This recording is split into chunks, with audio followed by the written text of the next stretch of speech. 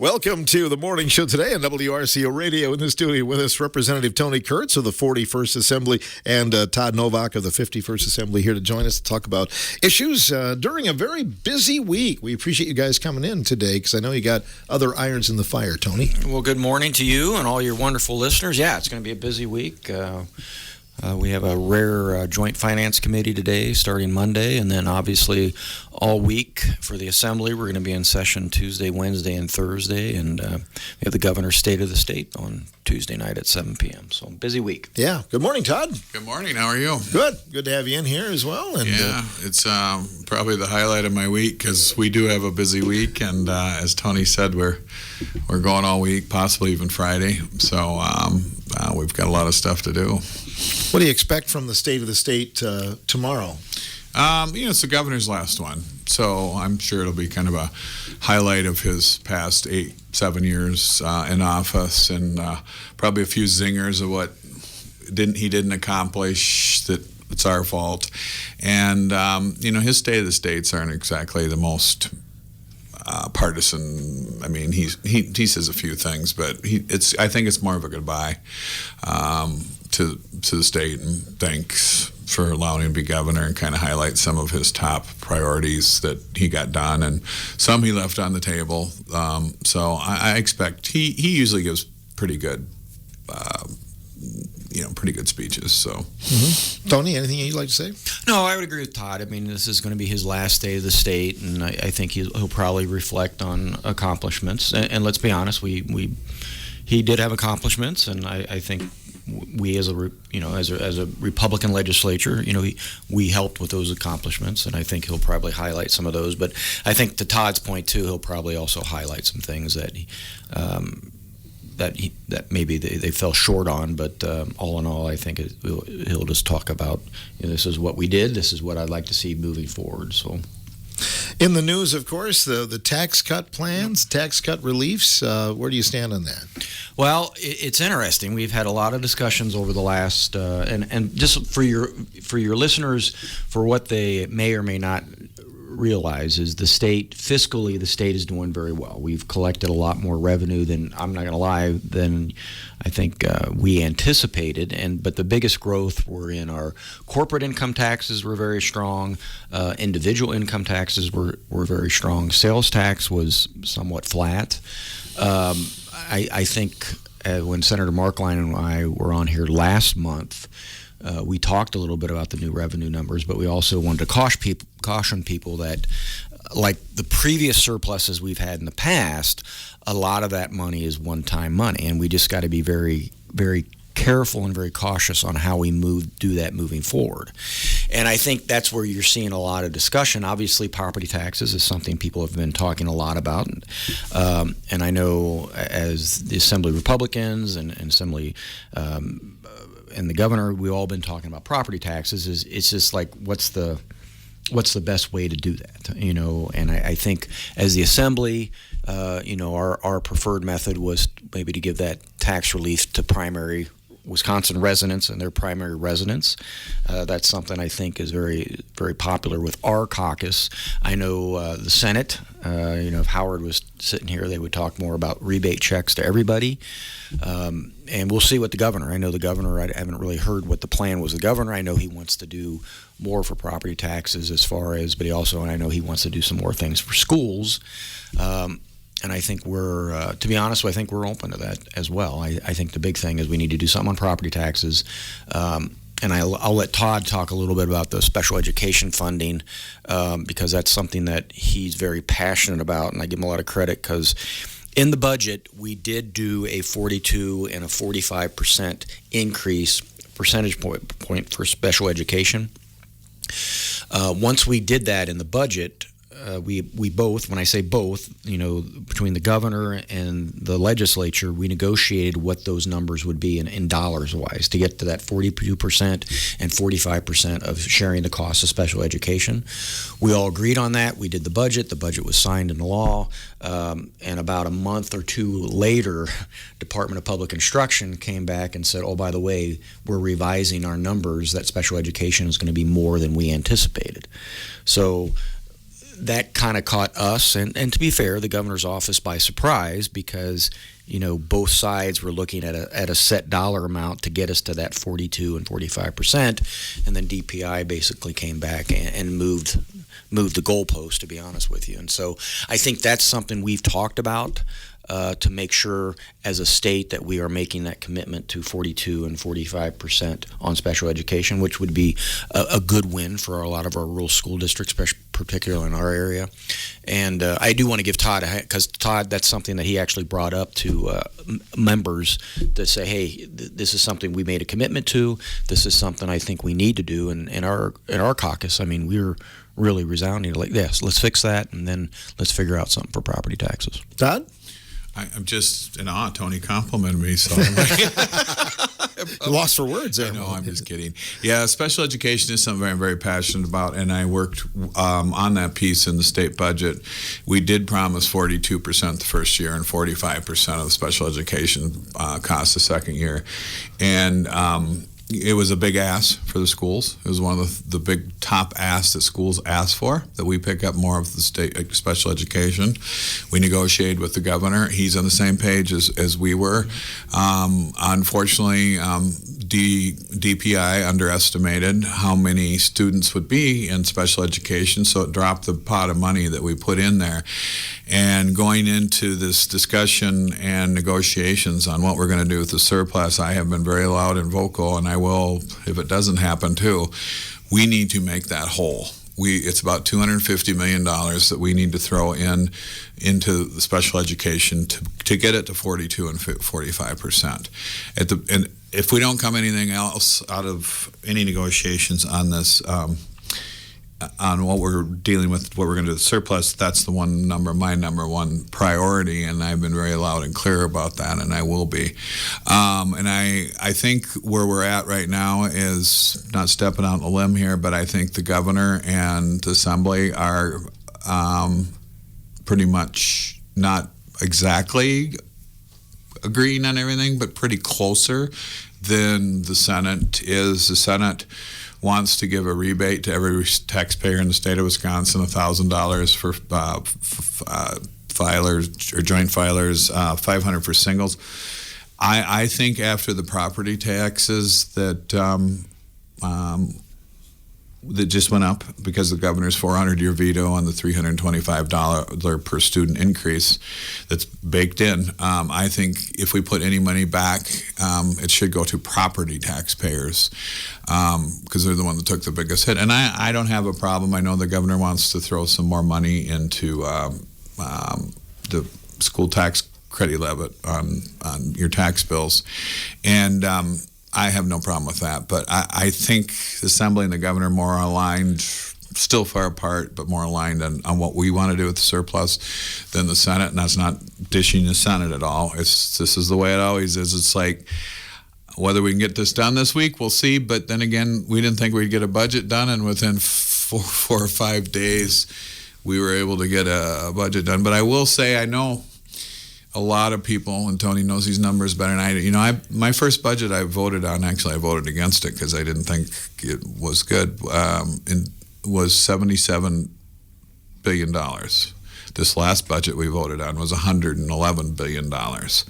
And that's just in 10 years. So I think it tells you something. I know people don't think we fund schools, we don't fund X, Y, and Z, but a majority of our state budget goes to schools and health services. So we are increasing. Unfortunately, this veto with the governor, we've got to fix that. I don't think he's going to want to do it. So, or else property taxes are going to keep going up. And another key factor here, we have to address declining enrollment. This is 70% of the schools in Wisconsin are in steep declining enrollment. And we've got to figure this out. Maybe long after my time in the assembly, but something's got to be done. So, I don't know how we'll get it. We'll get there, but everybody's got to try to get. Right now, we're just trying to get on the same page of what we're going to do. And I've seen this before. One house stakes out a position, the other one does. The governor's somewhere else. And my hope this week is that we get where we need to be. Could you explain a little bit more about the governor's 400-year school funding and what is proposed with that? Well, we had the governor through a veto in the last budget. We increased school per pupil aid $325 per student, and the way it was written in the budget, he found a creative way to veto it. That he changed it that schools could raise property taxes $325 per student for the next 400 years. We immediately went to the Supreme Court or sued because we're like, this is not you can't do this kind of veto. And unfortunately, the Supreme Court ruled he could. So now, for the next 400 years, school districts are allowed to raise taxes $325 per student per year for 400 years, which that's compounded every year. So a lot of school districts took advantage of that, and then this year, and then turned around and said it was our fault. But you ended up. I have 14 school districts. 2 of them didn't take the full 325, but they were allowed to take the 325. And so essentially, too, you're hearing a lot of this. The state didn't give us any state aid. Well, they were still going to raise They were still going to raise taxes regardless whether we gave them. We gave them $500 million for special ed, even though it wasn't enough. So it's kind of gets to a messaging war at this point. But I will say, being out and about in the public, I think the public understands a lot more of this than people think. What's going on? So yeah. Mm-hmm. What do you guys think, though? I mean, would it be better just to start a clean slate and try to figure out a new way to fund schooling, Tony? I mean, you've talked to a lot of administrators. I do want to go back to the 400-year veto because I think this is something a lot of listeners don't understand. So this was the 23-25 budget. So it was not this. It was the previous budget, and in that budget we put $325 per pupil per year that schools could increase. We, as a state, to try to maintain. People have heard this 2/3 funding. To maintain that 2/3 funding, we as a state then put about $525 million into that equalization aid formula. And that's that one, it's a massive pot of money that all the school districts pull in. If you have a school district that relies more on state aid versus their local property tax there, they get a bigger portion of that equalization aid formula. So to Todd's point, when the budget was introduced and the budget was done with the Assembly and the Senate, and then it was given to the governor did a line item veto. He basically crossed out some letters and made it very unique that it ran not only the 2020, the 2023, the 2025 budget, but it made it till 2024, 23, 24, 25. So literally it was a 402-year veto that included every year for the next 402 years that $425 per student per year could be basically put on the levy. This budget cycle, based on all the public comments that we went around all around the state, the big thing, particularly from superintendents and from school districts, was special ed. They all wanted more money for special ed. That putting more money into the equalization aid formula to basically backfill the veto that the governor did without legislative approval, we weren't going to backfill that. We just weren't. But we did, to Todd's point, we did put a bunch of money into special education. And that's why and I agree with Todd, we need to put more to make sure we made up to that commitment of 42 and 45%. To your point about the formula, the school formula is something that's probably one of the most complicated formulas that I have ever seen. People talk about healthcare and how they do formulas for that. School funding is much more complicated than that. Really? And it is, because it's all based on, the size of school districts and how much, your poverty level. I mean, there's so many aspects that go in it. And I don't try to understand it. We have real smart people. I mean, I talked to the school board. I mean, the superintendent here in Richland Center about a month ago, and he and I were talking about the formula. It does something that needs to be revamped, but it would take, politically, I just don't know if we could get there, because do I think we need to look at it again? Absolutely. But once again, it's one of those political issues. Those on the Democrat side, automatically say, well, you're not funding schools, and then we're going to say, well, we're funding schools because, to Todd's point, and if you look at our state budget, about 18% of our state budget actually goes to K-12 education. It is our largest state expense, is K-12 education. So the way the funding formula is, it's antiquated. And I do think we need to look at different ways to do that. I personally think we're getting to a point that school districts, this is what you're going to get from the state, X number of dollars. And then if you want more than that, then you're going to have to go, like you're seeing, to referendum. Because I think we're at that point where we are, and it's very interesting. I brought some notes, and I know Todd was teasing me about the number of pages that I printed out. But there's an interesting study right now, and it's basically on the Milwaukee Public School Districts. The Milwaukee Public School District cost per student is roughly almost $25,000 a student. The statewide average is right around, anywhere from, it's like it might be $14,000 up to $18,000. I mean, but the fact of the matter is, a lot of the dollars that we have here in this area actually has to go to Milwaukee to fix that school district. Like I said, nowhere else in the state is their kids costing almost $25,000 a student. And I mentioned this a couple of times on the air with you before.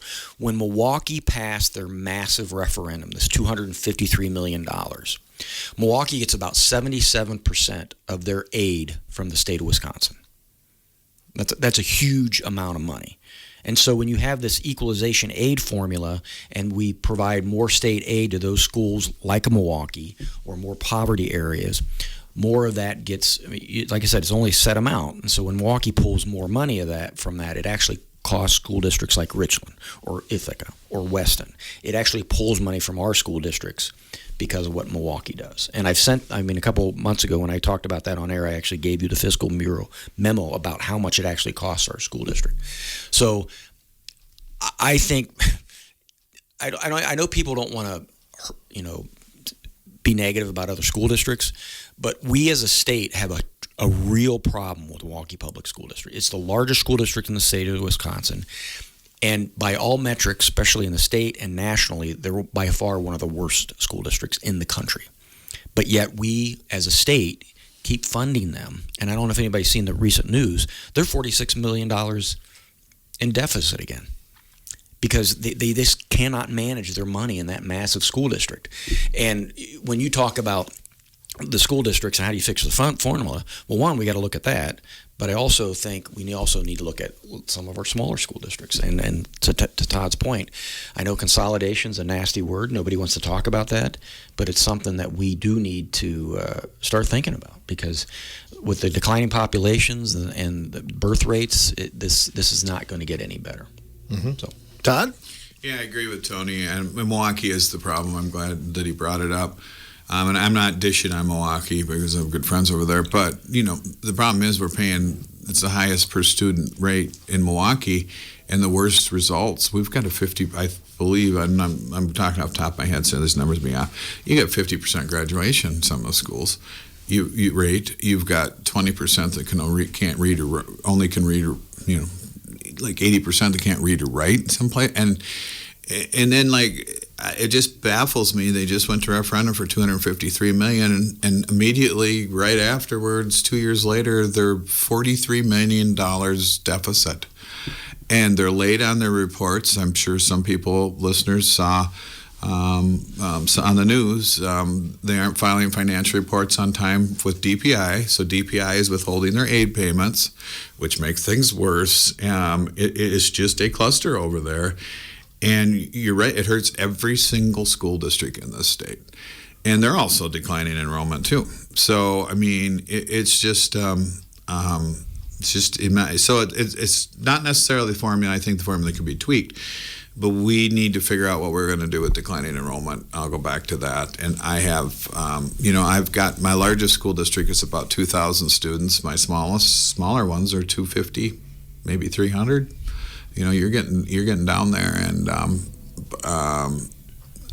I know there are a couple school districts that are in talks right now how how to do more things together and stuff like that. So you're seeing that kind of thing going on. Personally, I would never vote to force consolidation of schools. That's a choice that communities need to make, not the state of Wisconsin. But I think that the realization is there with some of these school districts. And it's funny, it's not funny, but superintendents, I have a really good relationship with most of my superintendents, and what they tell me one-on-one and what they say, they're in a tough spot. What they tell me one-on-one and what they say in public are two different things, because they see what we see, and they've got a hard road to navigate. Probably harder than Tony and I do in the legislature, trying to help and fix this stuff. Superintendents have a real tough job, so hats off to them. What about other states? I mean, Iowa, I believe, aren't they more of like a county? Right. When I first came in, and this is before Tony was in, he was just a pup. The late Ed Brooks, was there when I came in. We used to hear from our friends on the other side of Iowa how wonderful Minnesota was. We needed an education system like Minnesota. We have 421 school districts. Minnesota had like 426. They were spending all this money on their schools, and the other people, my Democrat friends, would say Wisconsin doesn't, and look at their education system, it collapsed. They are now down. What they did is they couldn't sustain their school system. They forced consolidation, and I don't know the exact number, what they're like, because 200 school districts now. They forced consolidation. They have, in Minnesota, some counties have one county superintendent for every school district in that county or schools. So they went through a massive overhaul of their school system because it collapsed, because they couldn't afford to keep it up. So each state does different, and I know this may seem hard to believe because there's this perception about southern states. The leading education states right now in the United States are Mississippi, Alabama, Louisiana. They revamped their whole education system and started from the ground up, and their reading scores are through the roof. Their graduation is through the roof. They used to be one of the worst schools in the nation, and now they are like in the top 5, I think.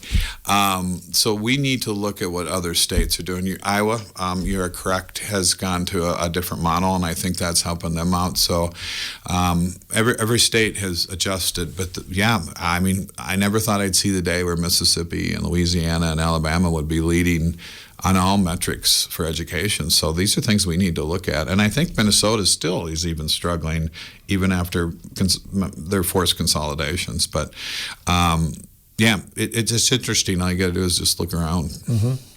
It'd be more transportation costs, though, in that regard, wouldn't it, Tony? Well, and I think that's where I would love to have a time where we could take the politics and the emotion out of this and truly figure out what is a right size for a school, because I would argue Milwaukee public schools is way too big. And I also would say, is it good to have a school district that's only 200 kids? I mean, yes, you're going to get that personal one-on-one, but what are the other things out there that those kids may not get? So I would love to have a discussion on that. But to your point, you also don't want a kid to be on a bus for 2 hours. That all has to be part of the conversation. How long should a child be on a bus? I used to spend an hour on a bus to one way to school. So, and most of our kids, and you're listening, are probably doing about an hour on the bus, depending on how far they are. So you've got to look at that as an aspect, that footprint. But I do think we need to have a really honest conversation on what that's going to look like. What's the right size for a school district? And then how do you somehow, to Todd's point, I don't think it's good to force consolidation either. We have to put a bunch of incentives in place, and we did. The Assembly did pass some bills this session about putting more incentives to allow consolidation, because the interesting part about it, when you start talking about, well, I know your listeners saying, well, just, school district's going to join together. Well, it's a lot more complicated because everybody's mill rates are different. And so somehow you're going to have to mirror those mirror rates, because you might have some taxpayers, their property taxes might go down, and you're going to have some that may go through the roof. So that's where you got to have some help from the state to how do you equalize those values and those mill rates between the school districts. So those are things we've all talked about, and I'd love to have a further discussion on how do you actually make that happen. We only have until Thursday to decide whether we're going to get rebates from the surplus, though, or not, right? Well, technically, yes. Technically. But, I mean, I'm not saying foreshadowing in anything. If we had to come back in, we can come back in, at a later date if some agreement is not made. I think we need to come up with an agreement. I think we need to do something with the surplus. I think people would love to have some property tax, and I think our schools would love to have that backfill for their special education. Yeah, kind of like the COVID relief a few years ago too, right? Oh, don't bring that up. That was not fun. Well, that's something that we came in, April 17th that we came in on April 17th of 2020. We came in and did a special session, and we were all separated. Some people were at home, but no, we came in and got that done. The official, when we're elected, the calendar is set for session days. So we start the first Monday in January, second Monday of January on even odd years, and it officially adjourns the third week in February on even years. So we go straight through. So on our calendar, it shows we will officially be done Friday or Thursday. But as Tony said, we're deep in negotiations right now. If we don't get it done by Thursday and they come to an agreement, it's not hard for us to come back. Now the Senate goes till March. They're coming back in a couple weeks, and there's always a possibility we'll come back in March. I hope, my fingers are crossed, that we do come to an agreement. I just think we need to get the money out of the bank and get it back to where it belongs. And there's an old saying, it's not fun to make sausage, and geez, we've been through this before. So, indeed. We'll have more coming up. Great conversation today with Representatives Tony Kurtz and Todd Novak on The Morning Show.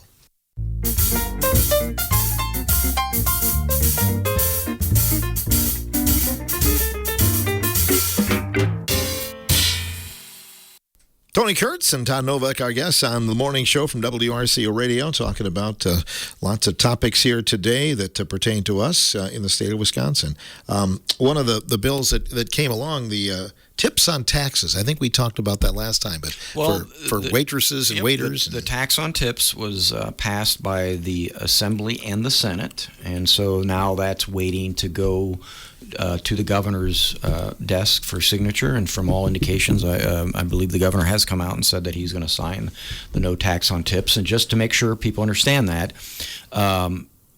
it would be for tax year 25, 26, 27, and 28, and it's up to $25,000 per person. And the tips, it's not just cash tips, it's also if you put a tip on a credit card or your debit card.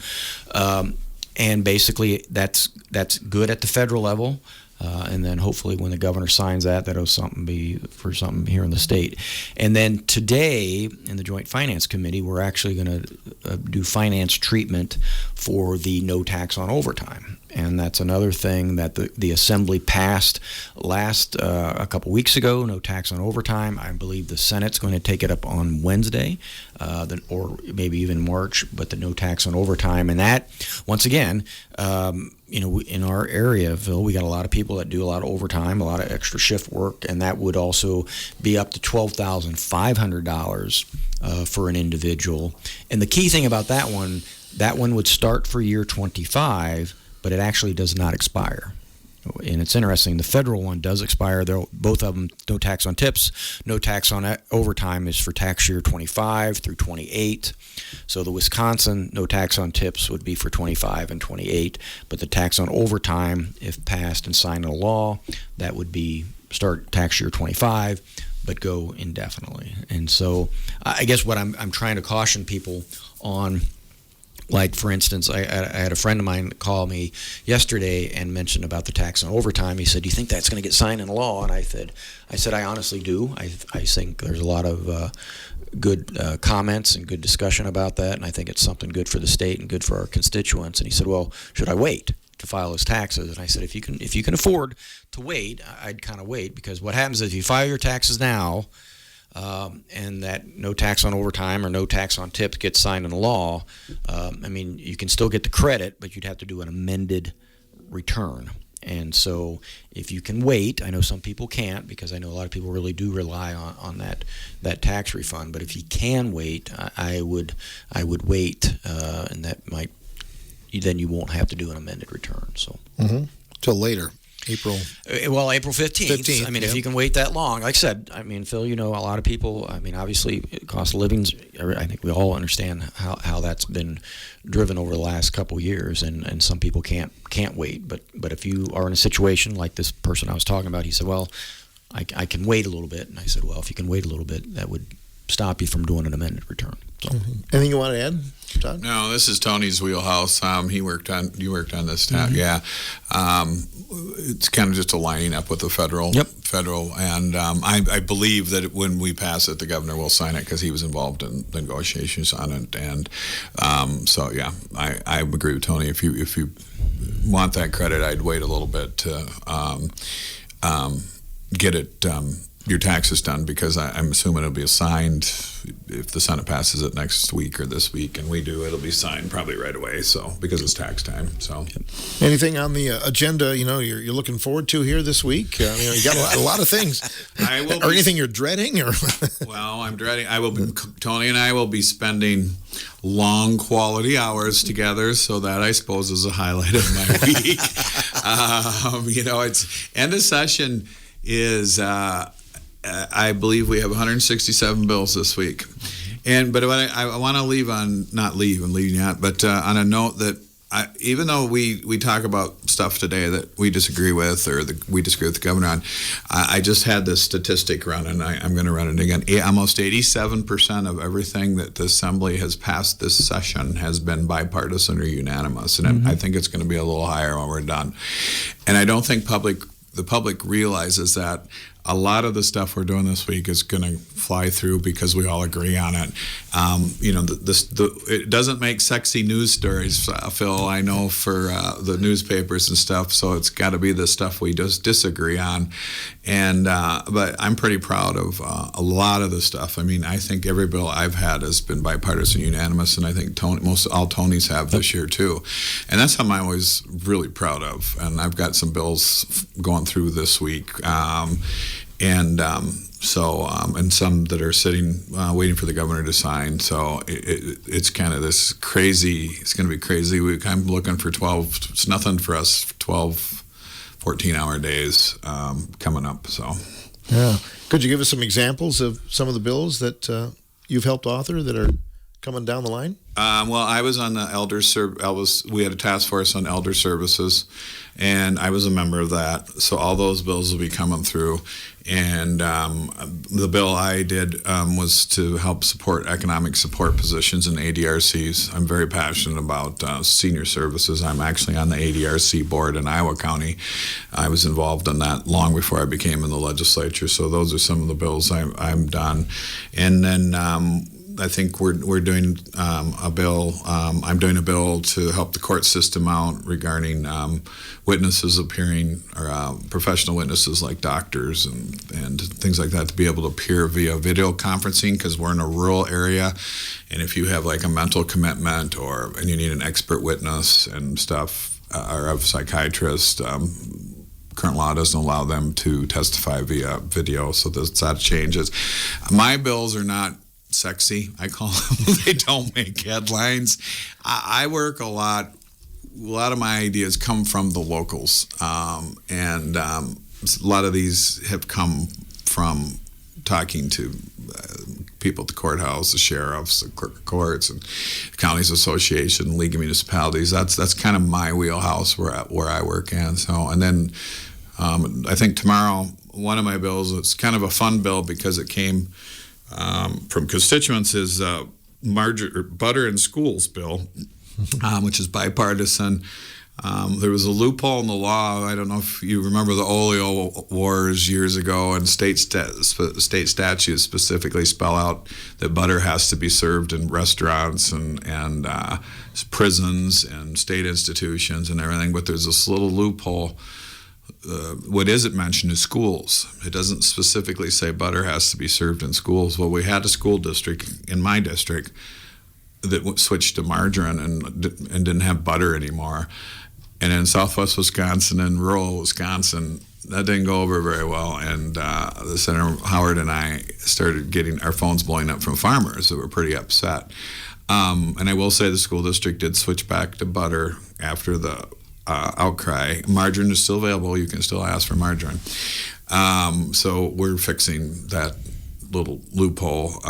But those are the kind of fun bills to do because I had constituents up testifying, and so people say, why are you doing these?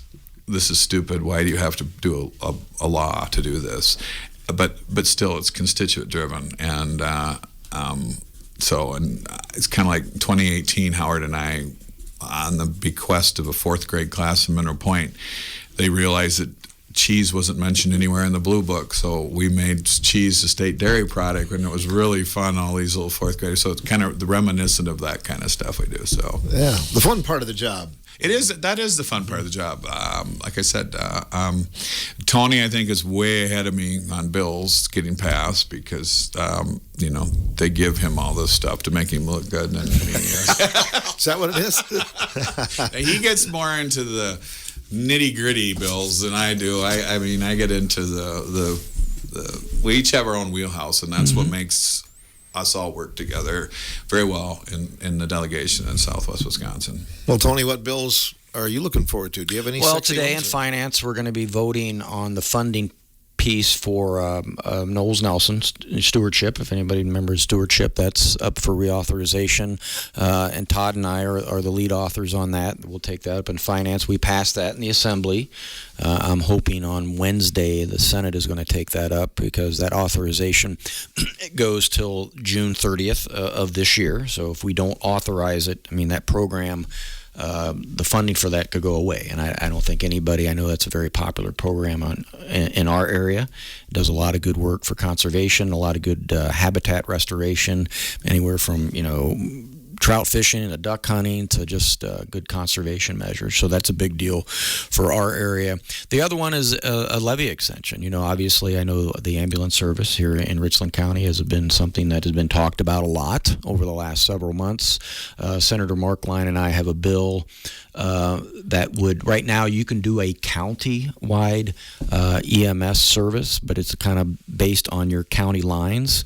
I think everybody, if you've ever driven around Richland County, you have a lot of, like Lone Rock is kind of right on the edge. You have Cazenovia, the same thing. It's right on the edge of Richland and Sauk County. You've got Viola, once again, Richland and Vernon County, and then over by Blue Mountain or Blue River, you've got, once again, that county along with Richland County. So the bill that Senator Markline and I have would allow a more of a regional approach where you could go across county lines, and the thing you could do with that is you go outside the revenue limit, which is a big deal, but it's something that the districts, outside the districts would have to decide to join the district, and then once again, then you would give you some levy limit exceptions for that. And so obviously that's a big deal. I know the ambulance service, not just in here, but it's not only just in Richland County, but ambulance service statewide.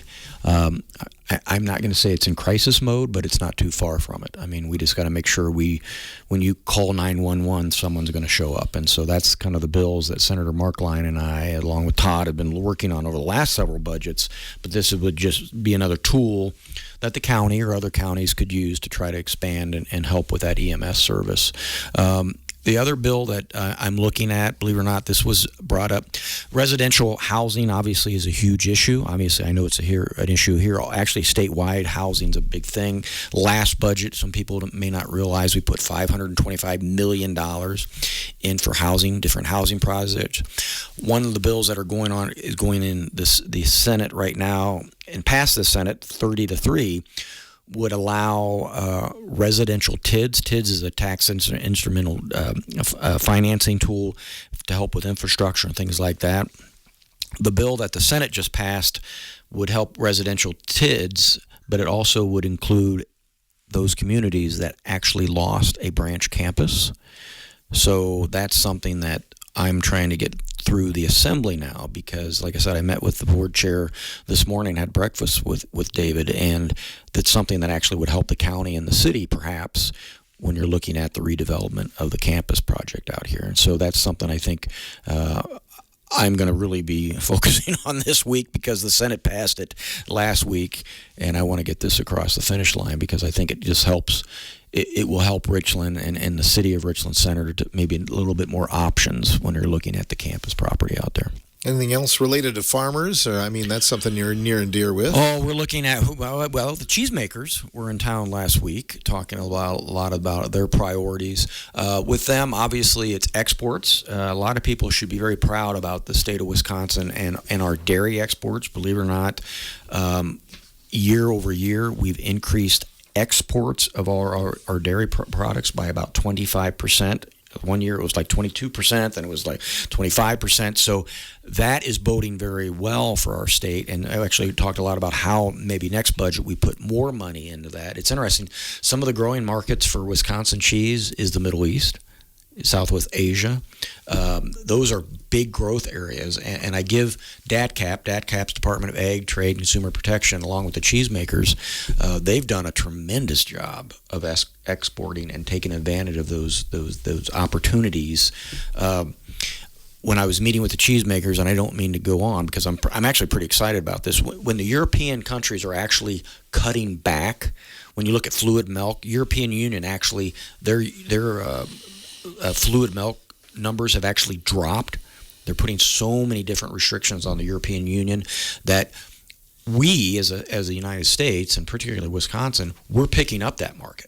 In other words, as the Europeans are actually pulling back on fluid milk and the number of herds they have, we're actually taking that market up. And that's why we're getting more of our cheese products into Australia, into New Zealand, into the European Union, and like I said, into the Middle East. And that bodes well for that market moving forward. In the meantime, though, I mean, I know milk prices are not the best, but anyway, we can continue to sell our product. I'm hoping in the end that is going to help our farmers. Mm-hmm. You have a lot of farmers in your area who've kind of diversified and kind of thought outside the box. The only bright spot right now, and I think everybody can, and it's cattle prices. I mean, and it's call cows, things like that. But still, I mean, when fluid milk is basically the same price it was back in the 80s, overall we have a problem with our farmers. Our dairy farmers are hurting right now. Grain farmers, once again, the prices are not good. The only bright spot right now is the cattle market. So. Mm-hmm. You grew up on a farm, didn't you, Todd? Yeah, I did. I agree, Tony. The cheesemakers are always a fun group to talk to. They are the most. They come up with. It amazes me. I mean, I have a lot of cheese factories, and I've toured almost every single one of them. I have small ones, and then I have huge ones, and they have the market. They're putting out the product. And to back to Tony's point about the European Union and those other countries, I don't think what people understand. In America, you can produce as much milk as you want, and you just got to find a market for it. I think we're one of the few countries in the United States that are like that. These other countries put quotas on how much milk can be produced. Like Canada has quotas on how much milk can be produced. So, and that helps us right now. And as the cheesemaker said, there is a market. They're selling it as fast as they're getting it out. So it's kind of. And then I'm a big proponent, and I had a line item, the dairy processing grant or the cheese processing grants. I always get that increased in the state budget, and that helps factories upgrade. Because like I said, I have small ones that need that little push. The only thing too is the milk price down, but also the labor market as far as the cheese factories is very tight. So I'm seeing more and more cheesemakers that can afford to go more and more into automation. It's hard work. They pay well. but it's hard work, and it's hard for they're always looking for employees and employment, but you go to a plant and there's nothing that comes out but cheese. They have a use for every single piece or byproduct of cheese. It just blows my mind what they can do and how ingenious. From the day I grew up, when we had remember you drove around, there was this cheese factory on every corner. There was, and to get where we're at today. So. And the other thing was they used to give the whey away. Oh, we used to feed it to our hogs. We did too. We were right next to the cheese factory just up the road, and we used to take the whey and feed it to the hogs. And this is before you got into farming, Tony. Anyway, so yeah, that's come out. It just blows my mind. So yeah, and most of these cheesemakers are third, fourth, fifth generation. I was just down to Meister's in Muscadet a 3 months ago, and I mean that's a success story out of a small cheese factory in the corner, and most of my cheesemakers are generational, so it's kind of cool. It's amazing where all the Meister cheese winds up.